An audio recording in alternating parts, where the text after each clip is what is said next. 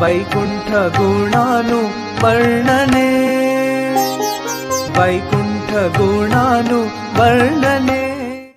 আজকে আমরা পরিক্রমার শেষ প্রান্তে উপস্থিত হয়েছি। গত 1 মাস 35 দিন ধরে আপনাদের সঙ্গে পরিক্রমা করে হৃদয়ে বড় আনন্দ লাভ করলাম। হৃদয়টা অনেক কলুষিত, তাই ভগবান ভক্তের সঙ্গে আনন্দ পাওয়ার সুযোগ করে দিলেন। এখন পরিক্রমা করতে করতে আমরা নবদ্বীপের শেষ প্রান্তে শেষ অংশে উপস্থিত হয়েছি আজকে, যেখানে আমরা মোস্ট প্রবাবলি আজকে আমাদের পরিক্রমা আমরা সমাপ্ত করব।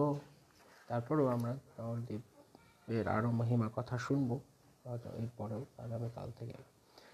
পরিক্রমার হয়তো আজকে শেষ দিন হবে, তাই সবাই মনোযোগ দিয়ে আজকে পরিক্রমাতে চলুন আমরা হাঁটতে শুরু করি।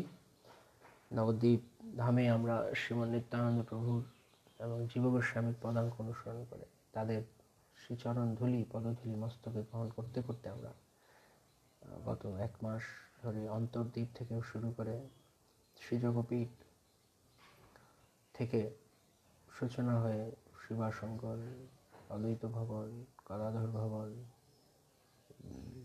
তারপর চন্দ্রশেখর আচার্যের গৃহ পৃথুকুণ্ড, এবং তারপর চাঁদ কাজী সমাধি হয়ে এবং সীমন্ত দ্বীপে আমরা প্রবেশ করেছি। সেখানে সীমন্তিনী মাতার কথা, মহাপ্রভুর প্রেমে, গৌরাঙ্গ দেবের প্রেমে, ভোলানাথ শিবের নৃত্য কথা শ্রবণ করে তারপর আমরা সেখান থেকে গডরুমে প্রবেশ করেছি। গডরুম থেকে নরসিংহপল্লী, হরিহর ক্ষেত্র ইত্যাদি দর্শনাদি করে মধ্যদ্বীপে প্রবেশ করে সেখান থেকে নৈমিষারণ্য আদি, অলকানন্দা, হংসবাহনের কথা শ্রবণ করে আমরা সেখান থেকে ক্রমে ক্রমে পুষ্কর তীর্থ, উচ্চহট্ট, কুরুক্ষেত্র ইত্যাদি সব পরিক্রমা করে কোলদ্বীপে গঙ্গা পঞ্চবেণী হয়ে কোলদ্বীপে এসছি গঙ্গা পরিক্রমা, গঙ্গা অতিক্রম করে। এবং তারপর সেখান থেকে কোলদ্বীপে ভগবান কোলবরাহের কথা শুনেছি। বাসুদেব নামের ব্রাহ্মণ যিনি বারাহদেবের উপাসক ছিলেন। তারপর সেখানে গিরিরাজ গোবর্ধন রয়েছেন, কৌলদ্বীপে অভিন্ন গিরিরাজ গোবর্ধন, তার কথা আমরা শ্রবণ করেছি। নবদ্বীপ ধামে আমরা বেশ কিছু সময় অবস্থান করেছি, 2-3 দিন। বিষ্ণুপ্রিয়া ঠাকুরানীর বিবাহ কথা, জগন্নাথ দাস বাবাজি মহারাজের শ্রীপাঠ, দাস বাবাজি মহারাজের কথা ইত্যাদি জায়গা দর্শনাদি করে অপরাধ ভঞ্জন পাঠ কুলিয়া নবদ্বীপে। তারপর আমরা ক্রমে ক্রমে ঋতুদ্বীপ প্রবেশ করেছি, চাঁপাহাটি, জামনগর, জন্মদ্বীপ। ঋতুদ্বীপে জয়দেব গোস্বামীর কথা শ্রবণ করেছি ভক্তিবিনোদ ঠাকুরের মুখ থেকে। তিনি আমাদেরকে শ্রবণ করিয়েছেন তার গ্রন্থের মাধ্যমে। তারপর আমরা সেখান থেকে জহ্নদ্বীপে জহ্নমুনির আশ্রমে গঙ্গা, তিনি জহ্নমুনি তাকে গ্রহণ করেন এবং তারপর ভগীরথের অনুরোধে আবার গঙ্গাকে জহ্নমুনি সৃষ্টি করেন, বের করে নিয়ে আসেন। সেইখান থেকে আমরা ক্রমে ক্রমে বিদ্যানগর, যেখানে মহাপ্রভু সন্ন্যাসের পর এসেছিলেন এবং অনেক ভক্তরা সেই বিদ্যানগরে তারা মহাপ্রভুকে দর্শন করবার জন্য লক্ষ লক্ষ ভক্তরা সমবেত হয়েছিলেন। বিদ্যানগরের কথা শুনে সেখান থেকে আমরা ক্রমে পরিক্রমায় মদদ্রুম দ্বীপ প্রবেশ করেছি, যেখানে ভগবান শ্রীরামচন্দ্র তিনি তার নিত্যসঙ্গিনী সীতা মাতা সহ বনবাসকালে এখানে এসেছিলেন। সেখানে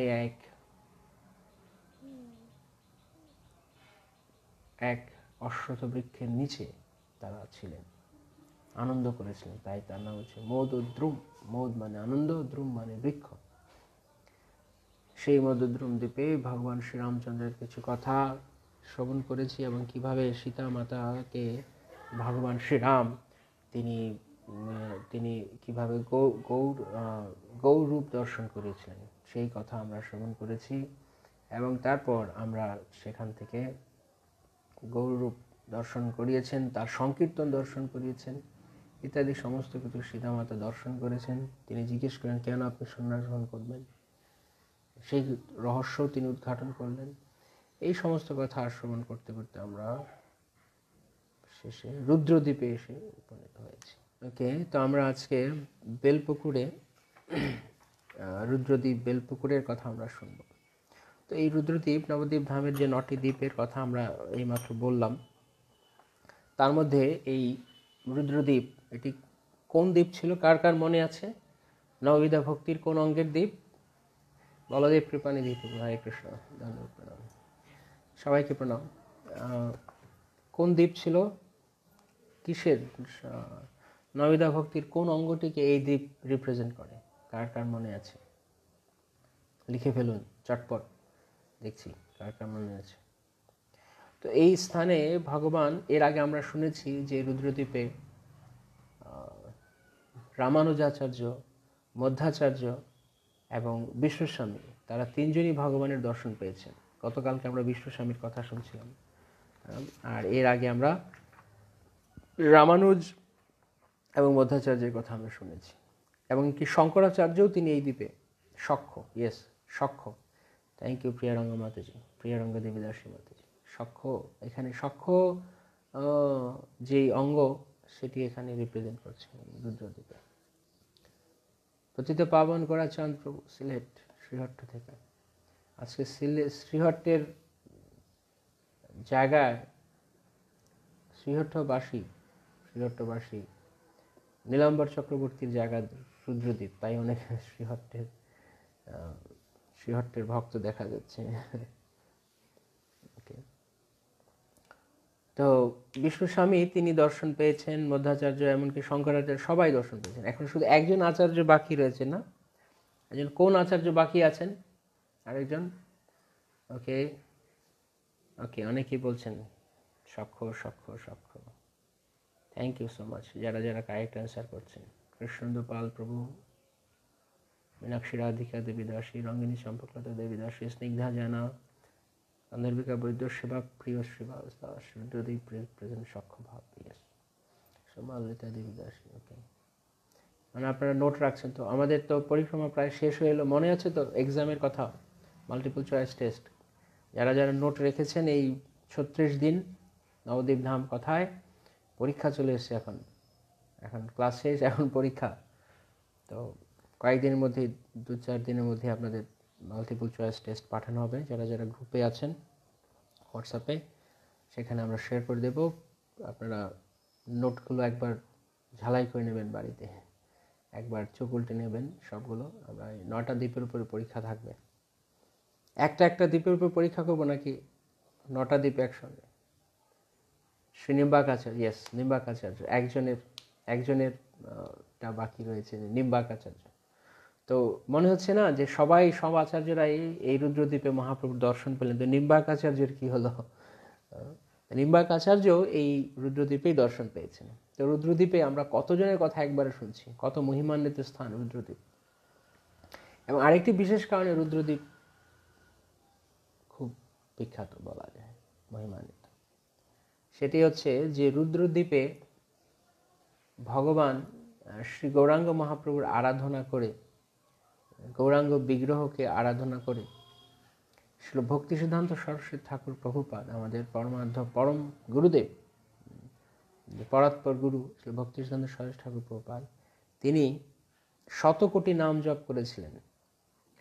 তিনি এই জপ করেছিলেন হচ্ছে ব্রজপত্তন মানে যেই মায়াপুরে যেই চন্দ্রশেখর আচার্য ভবন রয়েছে, যাকে এখন মাসির বাড়ি বলে স্থানীয় লোকেরা, এই চন্দ্রশেখর ভবনের যে অঞ্চলটা, সেই এরিয়াতে বসে উনি এই 100 কোটি নাম জপ সংকল্প সম্পূর্ণ করেছিলেন 1908 খ্রিস্টাব্দে মোস্ট প্রবাবলি। এবং পরবর্তীকালে তিনি এখানে চৈতন্য মঠ স্থাপন করেন। তো এই জায়গাতে থেকে তিনি যে বিগ্রহের সামনে বসে তিনি এই 100 কোটি নাম জপ করেছিলেন, সেই বিগ্রহ এখন রুদ্রদ্বীপে রয়েছে। আপনারা যদি কেউ রুদ্রদ্বীপ, যারা নবদ্বীপ মণ্ডল পরিক্রমা করেছেন, রুদ্রদ্বীপে যখন গিয়েছেন, রুদ্রদ্বীপে যে গৌরী মঠ রয়েছে, রুদ্রদ্বীপ গৌরী মঠ, সেইখানে এই বিগ্রহ অদ্যাবধি বিরাজমান। আপনারা গেলে দর্শন করতে পারবেন। যে বিগ্রহের সামনে ভক্তিবিনোদ সরোজ ঠাকুর প্রভুপাদ তিনি 100 কোটি নাম জপ করেছিলেন। তো এই রুদ্রদ্বীপে নিদয়া ঘাট রয়েছে। যখন ভগবান শ্রী গৌরাঙ্গদেব তিনি যখন সন্ন্যাস গ্রহণ করেন মাঘ মাসের শেষে শুক্লপক্ষে পূর্ণিমা তিথিতে, তিনি যখন রাত্রিবেলা মধ্যরাত্রিতে তার গৃহ ত্যাগ করে তিনি এই ঘাট দিয়ে তিনি গঙ্গা অতিক্রম করে কাটোয়া গিয়েছিলেন সাঁতরে সাঁতরে। মাঘ মাসে কনকনে ঠান্ডার মধ্যে তিনি সাঁতরে গঙ্গা অতিক্রম করেছিলেন এবং কণ্টক নগরে গিয়ে উপস্থিত হন, যেখানে তার গুরুদেব সন্ন্যাস গুরু কেশব ভারতী গোস্বামী তিনি অলরেডি সেখানে ছিলেন এবং তার কাছে তিনি উপস্থিত হন। তো প্রাতঃকালে সচিমাতা তিনি গৌরাঙ্গ মহাপ্রভুকে, তার সন্তানকে নিমাই পণ্ডিতকে তার বিরহে খুঁজতে খুঁজতে তিনি সমগ্র নবদ্বীপ মায়াপুর তিনি ডাকতে থাকেন, নিমাই নিমাই নিমাই নিমাই নিমাই, কিন্তু তার সাড়ায় কেউ সাড়া দেয়নি, তার কথায় কেউ সাড়া দেয়নি। চতুর্দিকে শুধু তার কথার প্রতিধ্বনি হয়েছে, নিমাই শব্দই শুধু ফিরে এসেছে, কিন্তু কেউ জানত না। সে কথা মহাপ্রভু সন্ন্যাস গ্রহণের কথা আমরা এর আগে আলোচনা করেছি, তাই আজকে আর সেদিকটায় খুব একটা যাচ্ছি না। আমরা নির্জলা একাদশীর দিন রাত্রিব্যাপী, সারা রাতব্যাপী আমরা মহাপ্রভু সন্ন্যাস লীলা শ্রবণ করেছিলাম চৈতন্য মঙ্গল থেকে। আপনারা যারা যারা ছিলেন শুনতে পেরেছেন। তো যেই নিদারুণ দুঃখ সেদিন সচিমাতা পেয়েছিলেন, তিনি সমগ্র নদিয়াবাসীকে, নবদ্বীপে মায়াপুরে সবাইকে জিজ্ঞেস করছিলেন যে আমার নিমাই কোথায় গেছে, তোমরা কে জানো নিমাই কোথায় গেল? মহাপ্রভু যখন সচিমাতার কাছে সন্ন্যাস গ্রহণের অনুমতি নেন, তখন সচিমাতা ঘোরেছিলেন, ভাবও ঘোরেছিলেন। মহাপ্রভু তাকে শাস্ত্র কথা বুঝিয়ে, তত্ত্বকথা বুঝিয়ে তিনি অনুমতি নিয়েছেন, কিন্তু আসলে সচিমাতা পুরোপুরি হুঁশ ছিল না তার। মহাপ্রভু তাকে মায়া শক্তির দ্বারা প্রভাবিত করে, যোগ মায়ার দ্বারা প্রভাবিত করে তার কাছে অনুমতি নিয়ে নিয়েছেন। কিন্তু নিমাই পণ্ডিতের প্রতি যেই অকৃত্রিম ভালোবাসা, যে বাৎসল্য স্নেহ মায়ের, সেই স্নেহকে দূরে সরিয়ে তিনি নিমাইকে সন্ন্যাসে দেওয়ার জন্য প্রস্তুত ছিলেন না পূর্ণরূপে। তাই মহাপ্রভু যখন কণ্টক নগরীকে উপস্থিত হন তার গুরুদেবের কাছে, কেশব ভারতীর কাছে, কেশব ভারতী বলেন, তোমাকে আমি কিভাবে সন্ন্যাস দেব? তুমি তো মায়ের কাছে কেবল মাকে কোনোভাবে তুমি বুঝিয়ে নিয়ে চলে এসছো, কিন্তু তুমি তো মায়ের কাছে সজ্ঞান অনুমতি নাওনি। তুমি যাও, তুমি আবার যাও তোমার স্ত্রী এবং তোমার মায়ের কাছ থেকে তুমি পূর্ণরূপে অনুমতি নিয়ে আসো, তারপর আমি তোমাকে সন্ন্যাস দেবো। এভাবে ছলনা করছিলেন, যাতে করে, কেননা কেশব ভারতীকে সবাই বলছিল যে আপনি যদি এই নিমাই পণ্ডিতকে, বিশ্বম্ভরকে যদি আপনি সন্ন্যাস দেন, গৌরহরি হচ্ছে নবদ্বীপের প্রাণ। গৌরাঙ্গদেব সারা নবদ্বীপ যার কারণে বেঁচে রয়েছে, যাকে দেখে গৌরাঙ্গ, তা তুমি যদি একে সন্ন্যাস দিয়ে দাও, এর কেশ মুন্ডন করো, সন্ন্যাস নিয়ে যদি চলে যায়, তাহলে আমরা নদিয়াবাসীর আত্মহত্যা করবো, আমরা মরে যাব, আমরা এর বিরহে আমরা বাঁচতে পারবো না। তো সেই জন্য কেশব ভারতী ভেবেছে যে আমি যদি সন্ন্যাস দেই তাহলে নদিয়াবাসীর আমার অবস্থা শেষ করে দেবে। তাই তিনি কোনোভাবে পালাতে চেয়েছেন। আচ্ছা তুমি যাও, তুমি ঘরে ফিরে যাও, মায়ের অনুমতি নিয়ে আসো, আর এই ফাঁকে আমি মনে মনে ভাবছেন আমি এই ফাঁকে এখান থেকে বিদায় নেব। চৈতন্য মঙ্গল লোকচন দাস ঠাকুর বর্ণনা করছে। তো মহাপ্রভু বলছেন ঠিক আছে গুরুদেব, আপনার আদেশ, যাব। তো মহাপ্রভু যখন যেতে শুরু করেছে, তখন কেশব ভারতী ভাবছেন যে আমি কাকে ছলনা করছি, ইনি তো স্বয়ং ভগবান, আমি কোথায় পালিয়ে যাব? ও যদি আমার কাছ থেকে সন্ন্যাস নিতেই চায়, আমি যেখানেই যাই না কেন আমাকে সেখান থেকে খুঁজে বের করবেই। তাহলে ঠিক আছে লাগবে না। মহাপ্রভু হাসলেন, স্মিত হাসলেন। মহাপ্রভু বুঝলেন যে কেশব ভারতী মনে কি চিন্তা করছেন। তো যাই হোক, এই ঘাটে এই গঙ্গার ঘাট অবধি সচিমাতা আসতে পেরেছিলেন, কেননা তিনি তো গঙ্গা পার হতে পারেননি।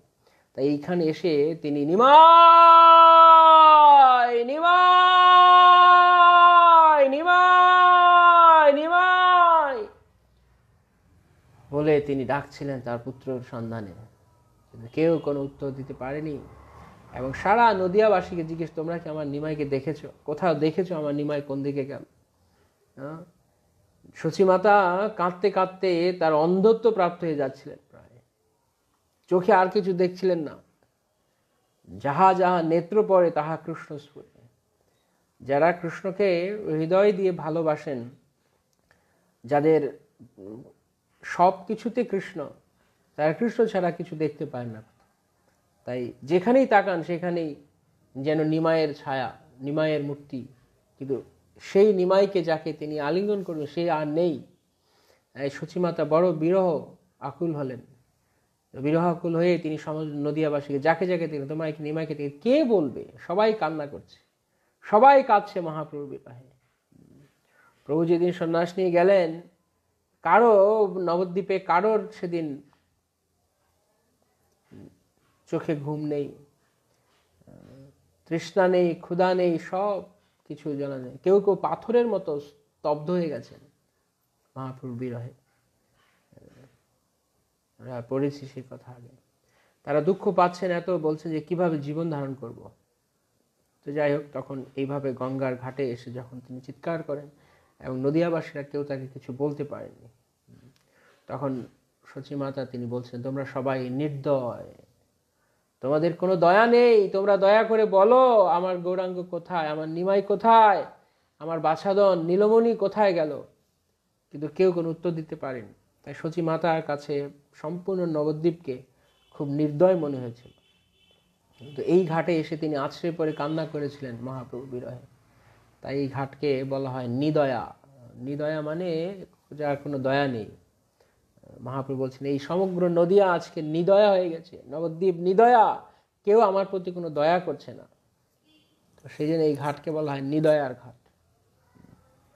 এই নিদয়া ঘাটে এখন পরিক্রমার সময় ভক্তরা তারা যান। এই নিদয়া ঘাট থেকে কিছুটা পূর্ব দিকে এলেই এই রুদ্রদ্বীপ গৌরী মঠ বলে, যেখানে এই বিগ্রহ রয়েছে। তো চলুন আমরা রুদ্রদ্বীপের কথা শুনি আজকে পরিক্রমা করতে করতে। জয় জয় নদিয়া বিহারী গৌরচন্দ্র, জয় এক চক্রপতি প্রভু নিত্যানন্দ, জয় শান্তিপুরনাথ অদ্বৈত ঈশ্বর, রামচন্দ্র পুরবাসী জয় গদাধর, জয় জয় গৌরভূমি চিন্তামণি সার, কলিযুগে কৃষ্ণ যথা করিলা বিহার। শ্রী ভক্তিময় ঠাকুর মহাশয় তিনি এই নবদ্বীপের মহিমা করে বলছেন যে এই নবদ্বীপে নদিয়া বিহারী গৌরচন্দ্র এবং একচক্রাপতি নিত্যানন্দ প্রভু তারা এখানে লীলা করেছেন। শান্তিপুরনাথ অদ্বৈত ভগবান তিনিও এখানে লীলা করেছেন। এবং গদাধর পণ্ডিত জয় জয় গৌরভূমি চিন্তামণি সার, শ্রী গৌরমণ্ডল ভূমি যেবা জানে চিন্তামণি, তার হয় ব্রজভূমে বাস। নরোত্তম দাস ঠাকুর মহাশয় বলছেন, এখানে বলছে গৌরভূমি চিন্তামণি সার, শুধু চিন্তামণি নয়, চিন্তামণি সার, যদি যত চিন্তামণি রয়েছে সমস্ত কিছু সার আছে নবদ্বীপ ভূমি, যেখানে ভগবান কলিযুগে কৃষ্ণ যথা করিলা বিহার। শ্রী জাহ্নবী পার হয়ে পদ্মার নন্দন, কিছু দূরে গিয়া বলে দেখো ভক্তগণ। গঙ্গা পার হয়ে রুদ্রদ্বীপে উপস্থিত হলেন যখন, তখন তিনি জীব গোস্বামী সহ অন্যান্য ভক্তদেরকে বলছেন যে দেখো দেখো ভক্তেরা দেখো, কি বিল্লপক্ষ নামে স্থান মনোহর, বেলপুখুরিয়া বলি বলে সর্বনর। এই জায়গার নাম হচ্ছে বিল্লপক্ষ গ্রাম, যাকে স্থানীয় লোকেরা তারা বেলপুখুরিয়া বলে। তো কিভাবে বিল্লপক্ষ হলো সে কথা আমরা শুনব। ব্রজধামে যারে শাস্ত্রে বলে বিল্লবন, নবদ্বীপে সে স্থান করহ দর্শন। ব্রজে বৃন্দাবনে যেই জায়গার নাম হচ্ছে বিল্লবন। আমরা এর আগে 12টা বনের কথা শুনেছি, মনে আছে আপনাদের? যাদের যাদের আপনারা পরিক্রমা করেছেন, সেই 12টা বনের মধ্যে যেমন ঋতুদ্বীপ ছিল, খদির বন, তারপর এভাবে আরো অন্য অন্য যে কাম্যবন আমরা গিয়েছি মোস্ট প্রবাবলি, মধুদ্রম দ্বীপে। আর এখানে হচ্ছে বিল্লবন, এই রুদ্রদ্বীপে এই জায়গা হচ্ছে বেলপুকুর হচ্ছে বিল্লবন। নবদ্বীপ সেই স্থান করহ দর্শন, এই স্থান নবদ্বীপ হচ্ছে বিল্লবন, দর্শন করো। পঞ্চবক্ত্রা বিল্লকেশ আছিল এথায় হেথায়, এক পক্ষ বিল্ব দলে আরাধিয়া তায়, ব্রাহ্মণ সজ্জনগণে তুষিল তাহারে, কৃষ্ণ ভক্তি বর দিল তাহা সবাকারে। এই জায়গাতে এক পঞ্চবক্ত মানে পঞ্চমুখ ভগবান শিব এখানে ছিলেন, তার মূর্তি ছিল। এবং এখানে কিছু ব্রাহ্মণগণ তারা পক্ষকালব্যাপী মানে 15 দিন ব্যাপী তারা এখানে ভগবান শিবকে তারা বেলপত্র দিয়ে পূজা করেছিলেন, আরাধনা করেছিলেন এই স্থানে বসে। তখন ব্রাহ্মণদের প্রতি কৃপাপরায়ণ হয়ে ভগবান শিব তিনি অবতীর্ণ হয়েছিলেন, তিনি তাদেরকে আশীর্বাদ করলেন। কৃষ্ণ ভক্তি বর দিল তাহা সবাকারে, সমস্ত ব্রাহ্মণদেরকে ভগবান শিব তিনি কৃষ্ণ ভক্তি লাভ করবার বর দিলেন। সেই বিপ্রগণ মধ্যে নিম্বাদিত্য ছিল, বিশেষে করিয়া পঞ্চবক্ত্রে আরাধিল। যেসব ব্রাহ্মণেরা তারা ভগবান শিবের আরাধনা করেছিলেন তার মধ্যে একজন ছিলেন ভগবান শিব, নিম্বাদিত্য বা নিম্বাকাচার্য, তিনিও সেখানে ছিলেন তাদের মধ্যে। তিনি খুব বিশেষ করে ভগবান শিবের আরাধনা করেছেন। কৃপা করি পঞ্চবক্ত্রে কহিল তখন, এই গ্রাম প্রান্তে আছে দিব্য বিল্ববন, সেই বন মধ্যে চতুষ্ষণ আছে ধ্যানে, তাদের কৃপায় তব হবে দিব্য জ্ঞানে। চতুষ্ষণ গুরু তব তাদেরও সেবায়, সর্বই অর্থ লাভ তব হইবে হেথায়। মহাদেব বললেন যে নিম্বাক এই গ্রামের শেষ প্রান্তে এক বিশাল বড় এক বিল্ল বৃক্ষ রয়েছে, বেলগাছ রয়েছে, সেইখানে চতুষ্ষণের অবস্থান করছেন 4 কুমারেরা। কে কারা কারা 4 কুমারের নাম জানেন? কারা কারা নাম জানেন 4 কুমারের? লিখুন দেখি কে জানেন 4 কুমারের নাম। অনেকটা দেখে লিখবেন নাকি একে একজন লিখলে? ওকে, যারা জানেন না কেন লিখে ফেলুন 4 কুমারের নাম। এই 4 কুমার সেখানে রয়েছেন, ব্রহ্মার 4 পুত্র। এত বলি মহেশ্বর হইল অন্তর্ধান, নিম্বাদিত্য অন্বেষণ করি পায় স্থান। এই কথা বলে ভগবান শিব তিনি অন্তরিত হলেন। তখন নিম্বার্কাচার্য তিনি সেই স্থান অনুসন্ধান করতে লাগলেন। বিল্ল মধ্যে দেখে বেদী মনোহর, চতুষ্ষণ বসিয়াছে তাহার উপর। এভাবে তিনি ঘুরতে ঘুরতে সেই স্থানে এসে উপস্থিত হলেন এবং সেখানে তিনি সেই খুঁজে পেলেন 4 কুমারকে সেই স্থানে। কি আপনাদের আর জিজ্ঞেস করবো কি, এখানেই আছে। এখানে এখন পড়লেই তো আপনারা জেনে যাবেন যারা জানেন না। ওকে, তপ্তকাঞ্চ নিত্যানন্দ, সনন্দ সনাতন, ইয়েস, সনন্দ সনত কুমার, ইয়েস, সনত কুমার।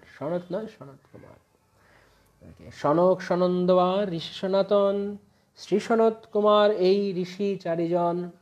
তারা 4 ভাই, ব্রহ্মার 4 পুত্র, সবসময় ছোট সাইজে ছোট থাকেন, শিশুর নেই, সবসময় দিগম্বর হয়ে ঘুরে বেড়ান, সনক সনন্দ সনাতন এবং সনত কুমার। তো এই 4 জন ঋষি সেখানে তারা ছিলেন, আদি ঋষি। তারা প্রথমে নির্বিশেষবাদী ছিলেন, ভগবানের ব্রহ্মজ্যোতির প্রতি আকৃষ্ট। পরবর্তীকালে যখন তারা বৈকুণ্ঠে তাদের পিতার নির্দেশে বৈকুণ্ঠে গিয়ে উপস্থিত হন, সেখানে তারা ভগবানের শ্রী পাদপদ্মের তুলসী এবং ফুলের আঘ্রাণ সৌরভ গ্রহণ করে তারাও সবিশেষবাদী ভক্তি পরিণত হন। তো তারা এই নবদ্বীপ ধামে এই 4 ঋষি অবস্থান করছিলেন, তারা সেখানে হরিভজন করছিলেন। বৃদ্ধকে সন্নিধানে অন্যয় অলক্ষিত, বস্ত্রহীন সুকুমার উদার চরিত, দেখি নিম্বাদিত্যাচার্য পরম কৌতুকে, হরে কৃষ্ণ ডাকি বলি সুখে।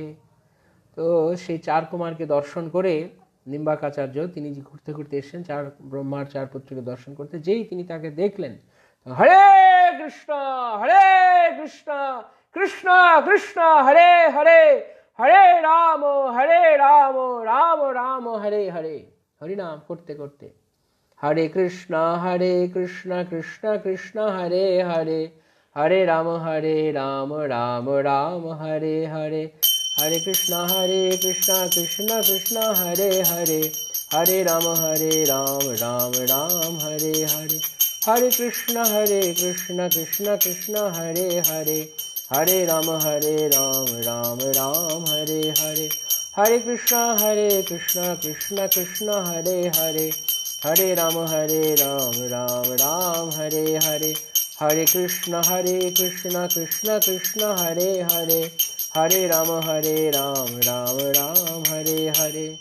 হরিনাম করতে করতে নিম্বাক আচার্য তিনি সেই স্থানে এসে দেখলেন, আর তার মুখে হরিনাম ধ্বনি শুনে এই চতুষ্কুমার তারা যেই কৃষ্ণ ধ্যানে মগ্ন ছিলেন, তাদের তাদের ধ্যান ভঙ্গ হয়ে গেল হরিনাম শুনতে শুনতে। হরিনাম শুনি কানে ধ্যান ভঙ্গ হইল, সম্মুখে বৈষ্ণব মূর্তি দেখিতে পাইল।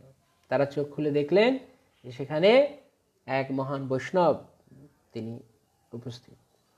বৈষ্ণব দেখিয়া সবে হয়ে হৃষ্টমন, নিম্বাদিত্যে ক্রমে ক্রমে দেয় আলিঙ্গন। বাহ, হরিবল! কি ভাগ্যবান নিম্বাক আচার্য। চতুষ্কুমারেরা তারা চারজন নিম্বাককে দেখে তারা একে একে সবাই তাকে আলিঙ্গন দান করলেন। ভক্তেরা যখন আরেকজন ভক্তকে দর্শন করেন তখন তারা প্রেমাবিষ্ট হন। যেমন যখন জড়জাগতিকভাবে যে কেউ যখন আত্মীয় স্বজনকে দেখে তখন একজন আরেকজনকে দেখে আলিঙ্গন করে, কোলাকুলি করে, খেলায় জিতলে, গোল দিলে বা খেলায় জিতে গেলে, ক্রিকেট খেলায় জিতে গেলে যেমন একজন আরেকজনকে কোলাকুলি জড়াজড়ি করে, মানে জড়বস্তুর প্রাপ্তিতে। ঠিক তেমনি যদিও এর কোনো মানে নেই, সাময়িক আনন্দ, কিন্তু ভক্তেরা যখন আলিঙ্গন করেন তদ্ভৃত্য গাত্র আলিঙ্গনে, অম্বরীশ মহারাজ তিনি তার সমস্ত দেহকে ভগবানের সেবায় যুক্ত করেছিলেন। তার অঙ্গ দ্বারা তিনি তার ভগবানের ভক্তকে আলিঙ্গনে তিনি নিযুক্ত করতেন। তো তেমনি এখানে আমরা দেখতে পাচ্ছি যে নিম্বাক আচার্যকে দর্শন করে একজন ভক্ত যখন আরেকজন প্রেমী ভক্তকে দেখেন তখন তার মহা আনন্দ হয়। তখন তিনি তাকে আলিঙ্গন করে হৃদয়ের ভাব, তখন আলিঙ্গনের মাধ্যমে তাদের প্রেমভাবে তারা আবিষ্ট হন। তো চতুষ্কুমারেরা তারা নিম্বাক আচার্যকে দেখে এক এক করে সবাই তারা আলিঙ্গন করলেন।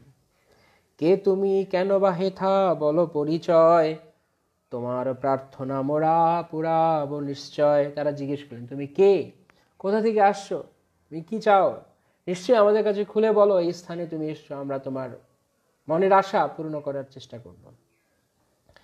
শুনি নিম্বাদিত্য, চেষ্টা নয় নিশ্চয়, পুরাবো নিশ্চয়, তোমার মনের আশা আমরা পূরণ করব। শুনি নিম্বাদিত্য দণ্ডবত প্রণমিয়া, নিজ পরিচয় দেয় বিনীত করিয়া। এই কথা শুনে নিম্বাক আচার্য তিনি দণ্ডবত প্রণাম করে তিনি চতুষ্ষণের কাছে, চার কুমারের কাছে নিজের পরিচয় দিলেন, বিনীত হয়ে তিনি পরিচয় দিলেন। নিম্বার্কের পরিচয় করিয়া শ্রবণ, শ্রী সনত কুমার কয় সহাস্য বদন। কলিঘোর হইবে জানিয়া কৃপাময়, ভক্তি প্রচারিতে চিত্তে করিল নিশ্চয়। চারিজন ভক্তে শক্তি করিয়ায় অর্পণ, ভক্তি প্রচারিতে বিশ্বে করিল প্রেরণ। তার পরিচয় শুনবার পর চতুর্সন্ধির মধ্যে সনত কুমার তিনি বললেন যে কলিযুগে যখন ভগবানের ভক্তির প্রভাব লোপ পেতে থাকবে এবং অনেক ধরনের অপসম্প্রদায় অনেক কিছু ভরে যাবে, এবং বিশেষ করে শঙ্করাচার্যের মায়াবাদ দর্শন, অদ্বৈত দর্শন সারা ভারতবর্ষকে গ্রাস করে নেবে। তো সেই সময়ে ভক্তিকে পুনঃস্থাপন করতে ভগবান তিনি চারজন মহান বৈষ্ণবকে জগতে প্রেরণ করবেন। রামানুজ, মধ্য, বিষ্ণু, এই তিনজন, তুমি তো হও চতুর্থ, হও ভক্তজন। যে চারজন আসবে তার মধ্যে রামানুজ, মধ্বাচার্য, তারপর এসছেন বিষ্ণু স্বামী, এবং তুমি হবে নিম্বার্ক। এই চারজনকে ভগবান প্রেরণ করবেন তোমার ভক্তি করবার, কৃষ্ণ ভক্তিকে জগতে শিক্ষা দেওয়ার জন্য। তাহলে আমরা চার আচার্যের নাম পেলাম, চারি সম্প্রদায়, চারি আচার্য। চারটি সম্প্রদায় কি? শ্রী, ব্রহ্ম, রুদ্র এবং কুমার সম্প্রদায়। আর এই চার সম্প্রদায়ের চারজন আচার্য কে কে? শ্রী সম্প্রদায়ের রামানুজ, ব্রহ্ম সম্প্রদায়ের হচ্ছে মধ্বাচার্য, রুদ্র সম্প্রদায়ের বিষ্ণুস্বামী এবং কুমার সম্প্রদায় হচ্ছে নিম্বাকাচার্য। তো তখন কুমারেরা তাকে আশীর্বাদ করলেন। শ্রীদেবী করিল রামানুজে অঙ্গীকার, ব্রহ্মা মধ্যাচার্যে রুদ্র বিষ্ণুকে স্বীকার। শ্রীদেবী মানে লক্ষ্মী দেবী, তিনি রামানুজকে তার শিষ্যরূপে বা তার সম্প্রদায়কে প্রতিনিধিত্ব করার জন্য সিলেক্ট করলেন। ব্রহ্মা করলেন মধ্যাচার্যকে, রুদ্র বা মানে ভগবান শিব করলেন বিশ্বস্বামীকে। আমরা তোমাকে আজ জানিনু আপন, শিষ্য করি ধন্য হই এই প্রয়োজন। আর আজকে তোমাকে দর্শন করে আমাদের হৃদয় বড় আনন্দ হলো, তাই আমরা চাই তুমি আমাদের সম্প্রদায়ের আচার্য হও, তাই আমরা তোমাকে আচার্য রূপে নিয়োগ করছি। শিষ্য করি ধন্য হই এই প্রয়োজন, পূর্বে মোরা অভেদ চিন্তায় ছিনুরত, কৃপা যোগে সেই পাপ হইল দূরগত। এবে শুদ্ধা ভক্তি অতি উপাদেয় জানি, সংহিতা রচনা করিয়াছি একখানি। সনত কুমার সংহিতা ইহার নাম হয়, এই মতে দীক্ষা তব হইবে নিশ্চয়। তখন তারা বললেন যে পূর্বে আমরা অভেদ চিন্তা মানে ব্রহ্মচিন্তা, অভেদ মানে ব্রহ্ম এবং জীবে তারা ভেদ দেখেন না। অভেদ যারা ব্রহ্মবাদী, কেবলাদ্বৈতবাদী বা শঙ্করাচার্যের যে মত, শঙ্করাচার্য বলে, যেমন আমরা সেদিন মধ্যাচার্যের কথা শুনছিলাম গত পরশু দিন, বিজয়া দশমী যেদিন ছিল মধ্যাচার্যের আবির্ভাব সেই দিন। তো মধ্যাচার্যকে আমরা দেখি, মধ্যাচার্যকে দেখবেন, মধ্যাচার্যের যে ছবি দেখা যায় দুটো আঙ্গুল এরকম করে থাকেন মধ্যাচার্য। আপনারা যারা যারা খেয়াল করেছেন মধ্যাচার্য, এই দুটো আঙ্গুলের তাৎপর্য কি? জীব এবং ব্রহ্ম আলাদা, জীব এবং ব্রহ্ম দুই, কিন্তু শঙ্করাচার্য যা বলে জীব ব্রহ্ম এক। আর এই জন্য তাদের একদণ্ডী সন্ন্যাস। একদণ্ডী মানে জীব এবং ব্রহ্ম মানে পরব্রহ্ম, অর্থাৎ জীব ব্রহ্ম এবং পরম ব্রহ্ম এক, এটা তারা বোঝাতে চায়। কিন্তু মধ্যাচার্য বলে না, দুই। তাই তার বিগ্রহে দেখা যায় এরকম আঙ্গুল দুটো করে আছেন, দুটো আঙ্গুল তিনি করে আছেন, অর্থাৎ জীব এবং ব্রহ্ম দুই। দ্বৈতবাদ স্থাপনা করেন, বিশিষ্টাদ্বৈতবাদ। রামানুজাচার্য বিশিষ্টাদ্বৈতবাদ আর ওনার হচ্ছে দ্বৈতবাদ, এভাবে ভাগ রয়েছে। তো তখন আমরা বুঝতে পারলাম, চতুষ্কুমারে বলে যে আমরা প্রথমে এরকম অদ্বৈতবাদী ছিলাম, আমরা মনে করতাম ভগবান জীব এক। তো পরবর্তীকালে আমরা আমাদের পিতার কৃপায়, ব্রহ্মদেবের কৃপায় এবং ভগবানের পাদপদ্মের অর্পিত তুলসী এবং ফুলের ঘ্রাণ গ্রহণ করে আমরা ভগবানের রূপের প্রতি আকৃষ্ট হয়েছি। এবং এখন আমরা বুঝতে পেরেছি যে ভক্তি অত্যন্ত উপাদেয়, শুদ্ধ ভক্তি অত্যন্ত উপাদেয়। সংহিতা রচনা করিয়াছি একখানি। যারা ভগবান এবং জীবকে এক মনে করে তারা আসলে অসুরের মতো। অসুর যেরকম ভগবানকে স্বীকার করে না, নিজেকে ভগবান মনে করে, তো যে সমস্ত নির্বিশেষবাদীরা বা মায়াবাদীরা জীব এবং ভগবানকে এক মনে করে তারা অসুর, তারা নিঃসন্দেহে অসুর। সেজন্য আমরা এর আগে আলোচনা করেছিলাম যে কিভাবে প্রভুপাদ এই জগতে এসেছেন, দুটো কারণে মনে আছে। প্রভুপাদ বলছিলেন, আমরা আলোচনা করছিলাম, একটা হচ্ছে নাস্তিক বিজ্ঞানীদেরকে পরাজিত করা, আর একটা হচ্ছে অদ্বৈতবাদী বা মায়াবাদীদের নাশ করা। নির্বিশেষ শূন্যবাদী পাশ্চাত্য দেশতারিণী। নাস্তিক মানে শূন্যবাদী বা বৈজ্ঞানিকেরা, যেমন আমাদের আধুনিক কালের যারা বৈজ্ঞানিক বা যারা ভগবানকে স্বীকার করে না। আর একটা হচ্ছে নির্বিশেষবাদী, এবং তার গুরু শ্রীল ভক্তি সিদ্ধান্ত সরস্বতী ঠাকুর প্রভুপাদ, তিনিও এই বিষয়ে সারা ভারত জুড়ে নির্বিশেষবাদীদের পরাস্ত করেছেন। নির্বিশেষবাদ সবচেয়ে বড় শত্রু বৈষ্ণবীয় মতবাদের, সবচেয়ে বড় শত্রু। কেননা তারা ভগবানকে ভক্তি করার মধ্যে ভক্তের হৃদয়ের পরম আনন্দ। ভক্তি হচ্ছে সর্বশ্রেষ্ঠ, ভক্তিযোগ হচ্ছে সর্বশ্রেষ্ঠ। আর সেখানে নির্বিশেষবাদে ভক্তির কোনো বালাই নেই, মানে পুরো ভক্তির মানে বিষয়টাকেই পুরো ইগনোর করা হচ্ছে, ভক্তির প্রশ্নই আসছে না। যখন আমি মনে করব ভগবান আর আমি এক, তখন ভক্তির তো কোনো দরকার পড়ছে না। ভক্তি দিয়ে কি হবে? ভক্তিযোগের কোনো লাভ নেই। তাই আমরা দেখি যখন অদ্বৈত আচার্য তিনি যখন বলছে জ্ঞান বড়, ব্রহ্ম জ্ঞান বড়, ভক্তি নয়, তখন মহাপ্রভু খেপে গেছেন। মহাপ্রভু অদ্বৈত আচার্য ধরে কিল ঘুষি মারতে শুরু করেছেন। তাই জগতে ভক্তি হচ্ছে সর্বশ্রেষ্ঠ। যত ধরনের পন্থা রয়েছে, কর্মযোগ, জ্ঞানযোগ বা হঠযোগ, ধ্যানযোগ এবং ভক্তিযোগ, তার মধ্যে ভক্তি হচ্ছে সর্বশ্রেষ্ঠ। আর সেই মায়াবাদের পন্থায় ভক্তিযোগকে অস্বীকার করা হয়, কেননা ভগবানের জীবের সঙ্গে, জীব ভগবানের সঙ্গে লীন হয়ে যায়। ভক্তি যখন জীব ভগবানের সঙ্গে মিশে গিয়ে, সাধুর্য মুক্তির দ্বারা ভগবানের শরীরে মিশে গিয়ে সে আর সেবা করতে চায় না, সেটা জীবের চরম দুর্ভাগ্যের অবস্থা। যত ধরনের দুর্ভাগ্য রয়েছে তার মধ্যে সবচেয়ে বড় দুর্ভাগ্য হচ্ছে কেউ যদি নিজেকে ভগবান মনে করে ফেলে, ভগবানের মতো হয়ে যেতে চায়। এটা অসুরেরা এই গতি প্রাপ্ত হয়। যখন ভগবান কৃষ্ণ দাপর যুগে বিভিন্ন অসুরদেরকে নিধন করেছেন, সেই অসুরেরা ভগবানের দেহে গিয়ে লীন হয়ে গেছে। তাই কোনো ভক্ত অসুরদের গতি প্রাপ্ত হতে চায় না। ভক্ত যেন শালক্য, সার্ষ্টি, সামীপ্য, সারূপ্য, এই 4 ধরনের মুক্তি, যা বৈকুণ্ঠে দেখা যায়। বৈকুণ্ঠে সামীপ্য মানে ভগবানের নিকটে বাস, সারূপ্য মানে ভগবানের মতো রূপ, শালক্য মানে ভগবানের সঙ্গে একই লোকে বাস, সার্ষ্টি মানে ভগবানের মতো ঐশ্বর্য। কিন্তু সাধুর্য মুক্তি তারা কখনো গ্রহণ করে না, কখনো না। এমনকি শুদ্ধ ভক্তেরা তারা এই 4 প্রকার মুক্তিও গ্রহণ করতে চান। কপিল দেব শ্রীমদ্ ভাগবতী 3য় স্কন্ধে সেই কথা বলছেন, বিনা দীয়মানং ন গৃহন্তি বিনা মৎসেবনম জনা শালক্য, সাষ্টি, সারূপ্যম অপি একত্ব। তারা এই 4 প্রকার মুক্তি দিলেও তারা তা গ্রহণ করে না, কেননা বিনা মৎসেবনম জনা, ভক্তির প্রভাব, ভক্তি রাজ্য, এই যে ভগবানকে ভালোবাসা, ভগবানকে ভক্তি করে আনন্দ, পরম আনন্দের, ভগবানের জন্য ফুল তোলা, ভগবানের জন্য মালা গাঁথা, ভগবানকে অর্চন করা তুলসী দিয়ে, ভগবানের জন্য রান্না করা, ভগবানকে ভোগ লাগানো, ভগবানের কীর্তন করা, নৃত্য করা, ভগবানের গ্রন্থ বিতরণ করা, জীবকে ভগবানের কথা বোঝানো, তাদেরকে ভগবত প্রেমে যুক্ত করা, এই হচ্ছে পুরো আনন্দময়। আর সেখানে ওই সব কিছু বাদ দিয়ে যারা নির্বিশেষবাদী, তারা এরকম ধ্যান করছে, চিন্তা করছে, ব্রহ্মজ্ঞানে রয়েছে, আর বেদান্ত পড়ছে, বেদ পড়ছে। প্রভুপাদ কখনো কখনো মজা করে বলতেন, এরা বেদ পড়তে পড়তে বেদান্তিক হয়ে গেছে, মানে বেদান্তিক মানে দাঁত পড়ে গেছে, দন্ত নেই, বেদন্ত, বেদন্ত মানে দাঁত পড়ে গেছে ওদের পড়তে পড়তে। কারণ বেদ এত কঠিন, ও বেদ পড়ে কখনো কেউ ভগবানকে বুঝতে পারবে না। ভগবানকে বুঝতে হলে কেবল একটাই, ভক্তাহম এক প্রাহিয়া, কেবলমাত্র ভক্তির দ্বারা, ভক্তিয়া মাম অভিজানাতি, কেবলমাত্র ভক্তির দ্বারাই ভগবানকে জানতে পারা যায়।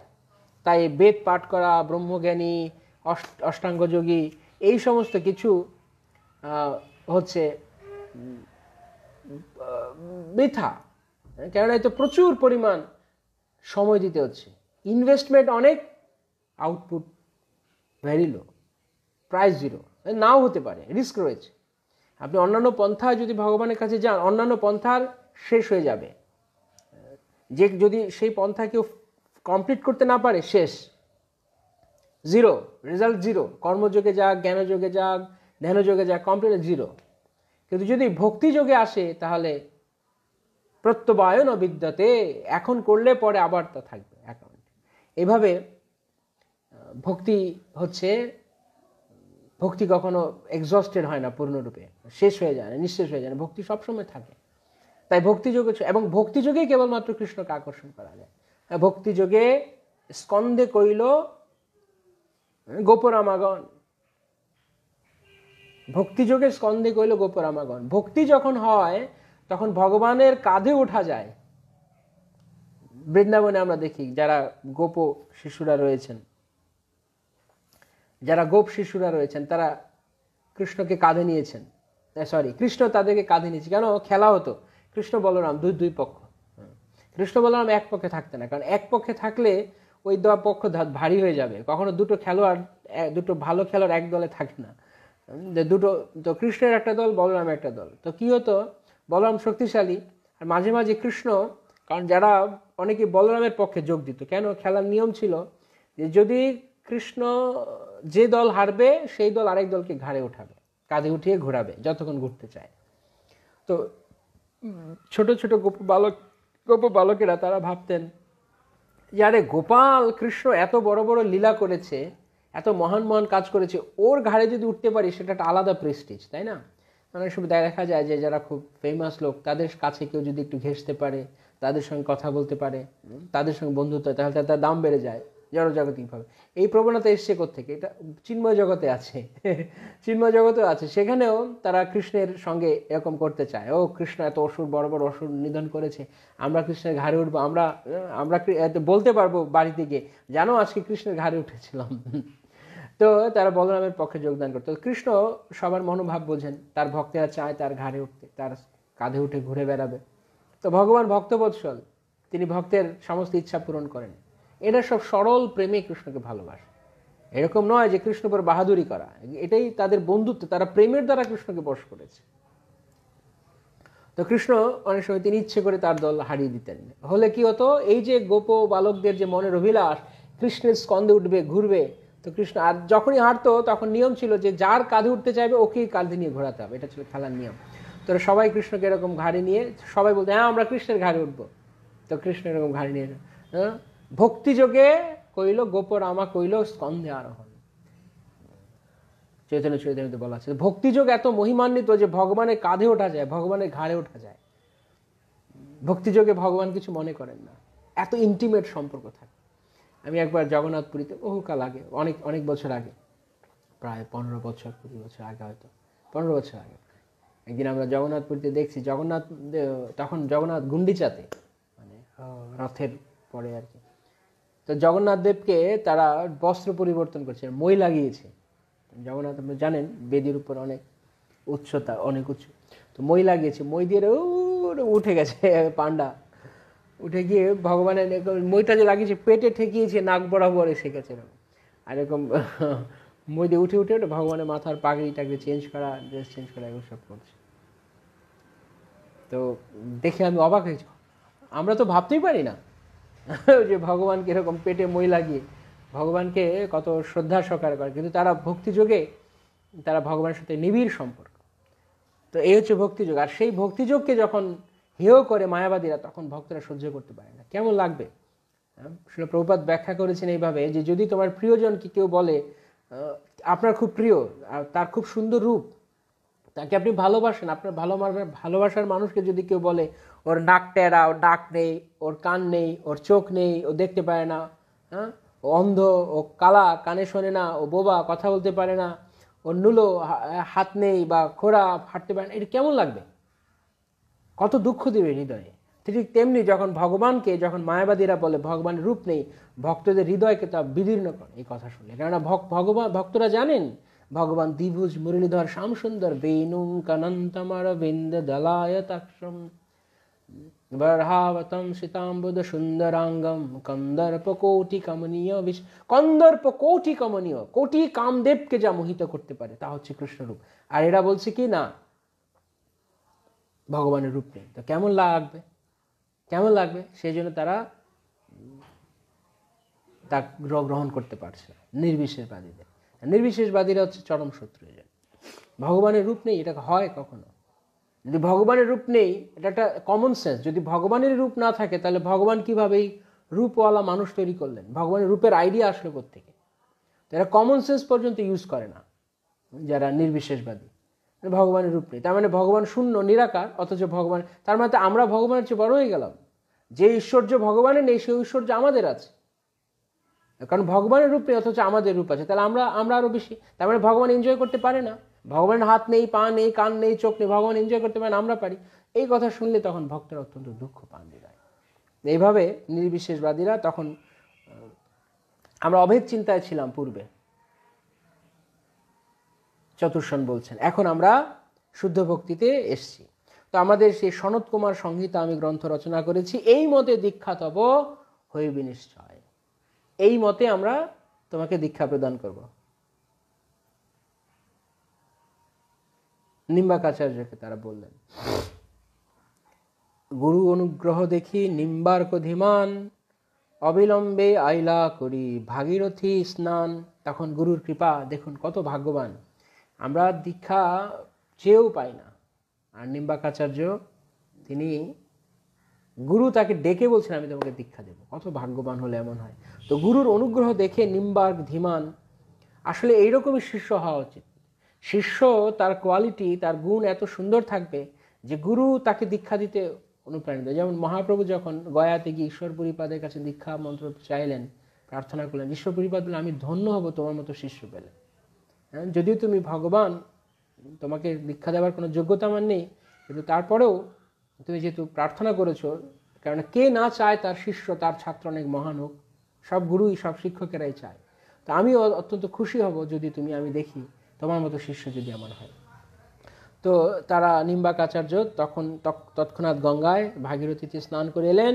সাষ্টাঙ্গে পড়িয়া বলে সদন্য বচন, এ অধমে তারনাথ পতিত পাবন। দয়া করে আমাকে দীক্ষামন্ত্র প্রদান করে আপনারা আমাকে উদ্ধার করুন। চতুষ্ষণ কইল শ্রীযুগল মন্ত্রদান, ভাব মার্গে উপাসনা করিল বিধান। তারা তাকে যুগল মন্ত্র প্রদান করলেন এবং তখন তিনি উপাসনা করতে তাকে ভাব মার্গে, রাগ মার্গে বা ভাব মার্গে তাকে উপাসনা করার নির্দেশ দিলেন। মন্ত্রলোভী নিম্বাদিত্য সিদ্ধ পীঠস্থানে, উপাসনা করিলেন সংহিতা বিধানে। কৃপা করি রাধা কৃষ্ণ তারে দেখা দিল, রূপের ছটায় চতুর্দিকে আলো হইল। হরি বল, হরি বল, হরি বল, হরি বল। নিম্বাক আচার্য তিনি এইভাবে রাধা কৃষ্ণের দর্শন পেলেন। চতুষ্ষণ তাকে আশীর্বাদ করলেন। চতুষ্ষণের কৃপায় সঙ্গে সঙ্গে সেই মন্ত্র উচ্চারণ করার মাধ্যমে, মন্ত্র জপের ধ্যানের মাধ্যমে শ্রী শ্রী রাধা কৃষ্ণ তার সামনে বিরাজমান হলেন। রূপের ছটায় চতুর্দিক আলো হইল। মৃদু মৃদু হাসি মুখে বলেন বচন, ধন্য তুমি নিম্বাদিত্য করিলে সাধন। তারা তখন মৃদু হাসিতে রাধা মাধব বললেন, নিম্বাক তুমি ধন্য, তুমি সাধনা করেছ, তুমি ধন্য এই নবদ্বীপ ধামে। অতি প্রিয় নবদ্বীপ আমা দোহাকার, হেথা দোহে এক রূপ সচির কুমার। তারা বললেন, তুমি নবদ্বীপ ধামে বসে আমাদের আরাধনা করেছ, তুমি অত্যন্ত ধন্য ভাগ্যবান। এই নবদ্বীপ ধামে আমরা দুজন এক রূপ হয়ে গৌরাঙ্গ রূপে আমরা লীলা বিলাস করি নিত্যকাল এই নবদ্বীপ ধামে। বলিতে বলিতে গৌর রূপ প্রকাশিল, রূপ দেখি নিম্বাদিত্য বিহবল হইল। এই কথা বলতে বলতে রাধা গোবিন্দ তারা দুজন এক রূপে শচীনন্দন গৌর হরি রূপে তিনি তাদেরকে দর্শন দিলেন নিম্বাক আচার্যকে। নিম্বাক সেই গৌর রূপ দেখে বিহবল হয়ে গেলেন। হরি বল, গৌরাঙ্গ, গৌরাঙ্গ রূপ দর্শন করে নিম্বাক আচার্যের হৃদয়ে তখন আনন্দের আর সীমা নেই। বলে প্রভু, বলে কভু নাহি দেখি, শুনি কানে, হেনয় অপূর্ব রূপ আছে কোনখানে। এত অপূর্ব রূপ কোথাও শুনিনি, দেখিনি, এত সুন্দর রূপ, তত্ত্ব কাঞ্চন বর্ণ শ্রী গৌরহরি। কৃপা করি মহাপ্রভু বলিল তখন, এরূপ গোপন এবে করো মহাজন। এখন ইদানিংকালে তুমি এই রূপ যে তুমি দর্শন করলে, এই রূপের কথা কাউকে বলবে না, তুমি শুধু নিজে এটা জানো, কারো কাছে এই কথা প্রকাশ করবে না। প্রচারহ কৃষ্ণ ভক্তি যুগল বিলাস, যুগল বিলাসে মোর অত্যন্ত উল্লাস। তুমি কৃষ্ণ ভক্তি যুগল প্রেম কথা প্রচার করো, যা হচ্ছে ব্রজের সর্বশ্রেষ্ঠ, ব্রজে যা সর্বশ্রেষ্ঠ স্থান, যা হচ্ছে জীবের জন্য উপাস্য মধ্যে কোন উপাস্য প্রধান? রাধাকৃষ্ণ উপাস্য, বলি জয়ের নাম। মহাপ্রভুর রায় রামানন্দকে জিজ্ঞেস করে, রায় রামানন্দ বলছেন রাধাকৃষ্ণ উপাস্য হচ্ছে সর্বশ্রেষ্ঠ। এবং যেহেতু রাধাকৃষ্ণ তারা কলিযুগে গৌরাঙ্গ রূপে এসেছেন, তাই গৌরাঙ্গ উপাসনা রাধাকৃষ্ণ উপাসনা একই। যে সময়ে গৌর রূপ প্রকট হইবে, শ্রীবিদ্যা বিলাসে তবে বড় রঙ্গ হইবে। সে সময়ে কাশ্মীর প্রদেশে জন্ম লয়ে, ভ্রমিবে ভারতবর্ষ দিগ্বিজয়ী হয়ে। সেই কেশব কাশ্মীরির কথা বলছেন। কেশব কাশ্মীরি, তুমি এখন আমারকে দর্শন লাভ করেছ নিম্বাক আচার্য মহাপ্রভুর আগের, অনেক আগের। পরবর্তীতে তুমি আবার আমি যখন আসব তখন তুমি কেশব কাশ্মীর রূপে, কাশ্মীর দেশে তুমি কেশব নামে তুমি জন্মগ্রহণ করবে, দিগ্বিজয়ী হবে। কেশব কাশ্মীরি নামে সকলে তোমায় মহাবিদ্যাবান বলি সর্বত্রেতে গায়। ভ্রমিতে ভ্রমিতে এই নবদ্বীপ ধামে, আসিয়া থাকিবে তুমি মায়াপুর গ্রামে। তুমি নিম্বাক আচার্য, তুমি কলিযুগী তখন চলছে, কিন্তু তুমি পরবর্তীকালে আবার যখন আমি অবতীর্ণ হব তখন তুমি এই কেশব কাশ্মীর রূপে জন্মগ্রহণ করবে এবং নবদ্বীপে ঘুরতে ঘুরতে আসবে, আমার সঙ্গে তর্ক যুদ্ধ করবে। নবদ্বীপে বড় বড় অধ্যাপকগণ, তব নাম শুনি করিবে পলায়ন। আমি তো তখন বিদ্যা বিলাসে মাতিব, পরাজিয়া তোমা সবে আনন্দ লভিব। সরস্বতী কৃপা বলে জানি মম তত্ত্ব, আশ্রয় করিবে মোরে ছাড়িয়া মহত্ব। ভক্তিদান করি আমি তোমারে তখন, ভক্তি প্রচারিতে পুনঃ করিব প্রেরণ। তো কলিযুগে যখন আমি অবতীর্ণ হব তখন তুমি কেশব কাশ্মীর রূপে অবতীর্ণ হবে এবং তুমি নবদ্বীপে আসবে, আমি তোমার সঙ্গে তর্কযুদ্ধ করব, তোমাকে আমি তর্কে পরাস্ত করব, সরস্বতীর কৃপায় তুমি আমাকে জানতে পারবে যে আমি হচ্ছি আমার সেই ভগবান। এইভাবে ভগবান তার লীলাকে সাজালেন। তো তুমি ভক্তি প্রচারিতে আমি তোমাকে আবার পাঠাবো। এখন তুমি কি করো? অতএব দ্বৈতাদ্বৈত মত প্রচারিয়া তুষ্ট করো এবে মোরে গোপন করিয়া। এখন তুমি দ্বৈতাদ্বৈত মতবাদ প্রচার করো। যেই অদ্বৈতবাদকে নিরস্ত করার জন্য যেই 4টি মতবাদ এসছে, বিশিষ্টাদ্বৈতবাদ, দ্বৈতবাদ, দ্বৈতাদ্বৈতবাদ, শুদ্ধাদ্বৈতবাদ, তার মধ্যে দ্বৈতাদ্বৈত মতবাদ হচ্ছে নিম্বাকাচার্য। মহাপ্রভু বললেন যে তুমি এখন দ্বৈতাদ্বৈতবাদ মত প্রচার করো। যবে আমি সংকীর্তন আরম্ভ করিব, তোমাদের মত সার নিজে প্রচারিব। যখন আমি কলিযুগে গৌরাঙ্গ রূপে অবতীর্ণ হব, এই যেই রূপে দেখলে সেই রূপে আমি অবতীর্ণ হব, তখন আমি এই 4 আচার্য, তোমরা এই 4 আচার্য থেকে আমি প্রত্যেকের কাছ থেকে আমি 2টো করে মত গ্রহণ করব, করে আমি প্রতিষ্ঠা করব কি? অচিন্ত ভেদাভেদবাদ। মহাপ্রভু তিনি আসলে, যদিও তিনি মধ্যাচার্য সম্প্রদায় স্বীকার করেছেন, কিন্তু মহাপ্রভু নিজে তিনি পূর্ণরূপে মধ্যাচার্য সম্প্রদায়ের সবকিছু গ্রহণ করেননি। মধ্যাচার্য সম্প্রদায়ের 2টো মত, রামানুজের 2টো মত, নিম্বার্ক 2টো মত এবং বিষ্ণুস্বামী 2টো মত, এই দুটো প্রিন্সিপালস নিয়ে মোট 8টি মতবাদ নিয়ে মহাপ্রভু নিজে স্থাপন করলেন অচিন্ত ভেদাভেদবাদ। হয়তো পূর্বতন আচার্যরা তারা যেখানে বুঝিয়েছেন, শঙ্করাচার্য বুঝছেন জীব ভগবানের ভেদ নেই, আর এই 4 আচার্যরা তারা বুঝেন না, জীব ভগবানের ভেদ রয়েছে। আর মহাপ্রভু বলছে জীব এবং ভগবানের ভেদ নেই, আবার ভেদ রয়েছে অচিন্ত। কি? গুণগতভাবে ভেদ নেই, পরিমাণগতভাবে ভেদ রয়েছে। এইভাবে জীব এবং ভগবান, জীব এবং ব্রহ্ম তারা একই, আবার একই নন। গুণগতভাবে এক, সচ্চিদ আনন্দময়, জীবও সচ্চিদ আনন্দময়, কিন্তু পরিমাণগতভাবে সাগরের জল আর একটা হোমিওপ্যাথির শিশুতে যদি আপনি সাগরের জল নেন, দুটোই লবণাক্ত লাগবে। সাগরের থেকে জল নিয়ে খেলে লবণাক্ত, আর সাগর থেকে 1 ফোঁটা জল নিয়ে খেলে তা লবণাক্ত। তাই পুরো সাগর যেমন লবণাক্ত, আবার 1 ফোঁটা জলও লবণাক্ত, কিন্তু 1 ফোঁটা জল আর পুরো সাগর এক নয়, পরিমাণগতভাবে তারা ভিন্ন আছে। এইভাবে অচিন্ত ভেদাভেদবাদ মহাপ্রভু স্থাপনা করলেন। মহাপ্রভু তখন বললেন, মধ্য হইতে সারদয় করিব গ্রহণ, এক হয় কেবল অদ্বৈত নিরসন, কৃষ্ণমূর্তি নিত্য জানি তাহারও সেবন, সেই তো দ্বিতীয় সার জানো মহাজন। আমি 2টো মতবাদ মধ্যাচার্য থেকে গ্রহণ করব। কি কি? একটা হচ্ছে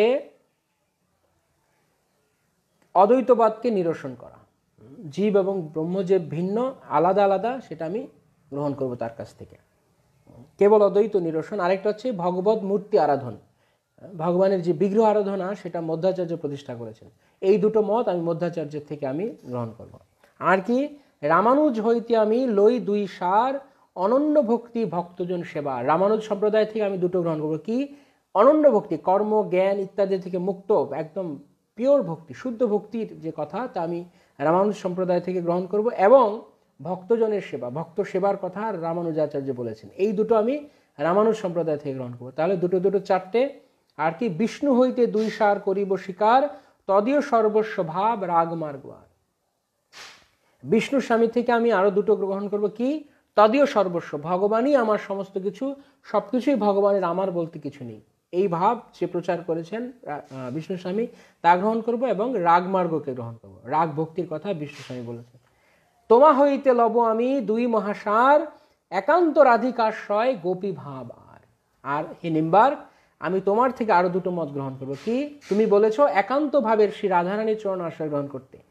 রাধা ভজন বিনা, রাধারানীর আশ্রয় ছাড়া কখনো কৃষ্ণকে লাভ করা যায় না, তাই আমি সেইটি গ্রহণ করব। এবং গোপী ভাবে, গোপী ভাব যে সর্বশ্রেষ্ঠ কৃষ্ণ আরাধনার, তা আমি তোমার থেকে গ্রহণ করব। এই 2টো করে মোট 8টা মতবাদ ভগবান মহাপ্রভু নিয়ে তিনি অচিন্ত ভেদাভেদবাদ তিনি প্রচার করেছেন।